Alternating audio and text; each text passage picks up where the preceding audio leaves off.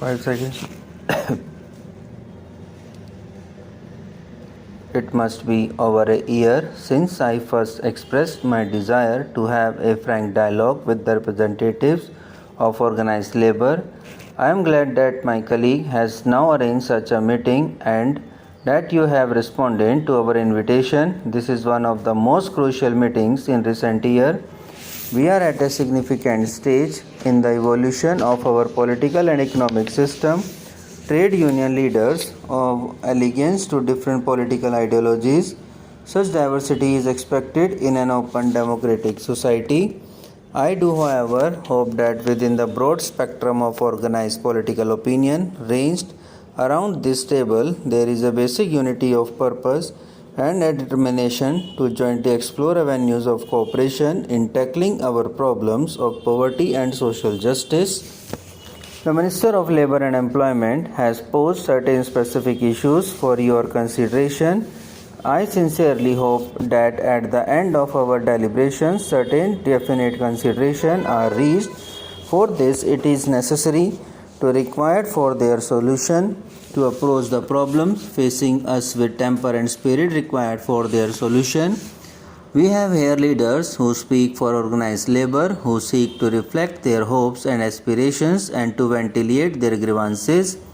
It is perhaps understandable that segment of society should equate its own sectional interests with those of the whole. During the last 2 or 3 years, I have been deeply anxious about the deterioration in industrial relations. Strikes, lockouts, and closures have become more frequent and less peaceful.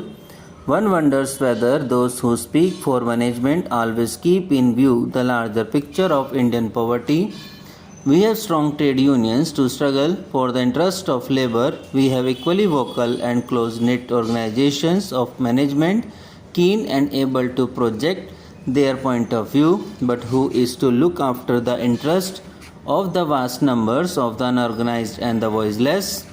I am not speaking merely of consumers, although their interest must also be reconciled with those of labor and management, but in a country with depressingly low standards of consumption, the emphasis even on the interest of consumers become irrelevant beyond a point.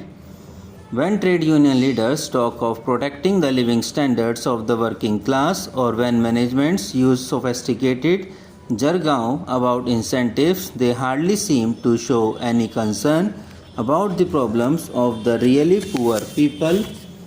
When we talk of the larger social responsibilities of labor, it is said that labor will give of its best only if economic and social policies are more radical and the fruits of economic growth are not monopolized by the few. I believe in radicalism, but it must deliver the goods. I am against any kind of privilege if it means reward or recognition unrelated to functional efficiency. World economic history, our own experience point to the fact that privileges, however defined, become entrenched in a period of economic stagnation rather than in a period of growth. The emphasis on a faster rate of growth does not therefore represent any retreat from radicalism or socialistic principles. On the contrary, a higher rate of growth is an essential prerequisite to welfare on an enduring basis. It does not matter to the privileged whether rate is 2% or 6%. They already have the means of a good life at their command. A higher rate of growth is vital for those who are currently unemployed or underemployed. A speedy and substantial increase in production is necessary to generate resources for expansion of employment. Ever since independence, industrial expansion has acted as the pace setter for economy, but in the 2 years, it is the increase in agricultural production that has kept the economy moving forward.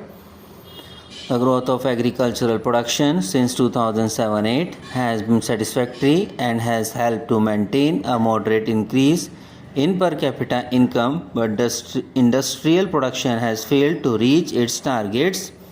In the first 2 years of the fourth plan, it has been only around 6% instead of the expected 10%. An increase in industrial output is essential to the structural transformation of our economy. It is so vital for economic and political self-reliance. Not for a moment I am suggesting that the lower industrial production in the last few years is due solely or even substantially to industrial strikes. Shortages of raw material, obsolete administrative procedures, mismanagement, and misdeployment of resources have also hit production. But no observer of our scene will fail to concede that lack of industrial harmony has surely been an important contributory factor. I understand that the number of man days lost as a result of strikes has nearly 3 times from 6.5 million or so in 2005 to about 19 million in 2010. When we have to consider is whether we can reduce this wastage within the framework of our present social and political order of the country. Subscribe now and press the bell icon. Never miss an update.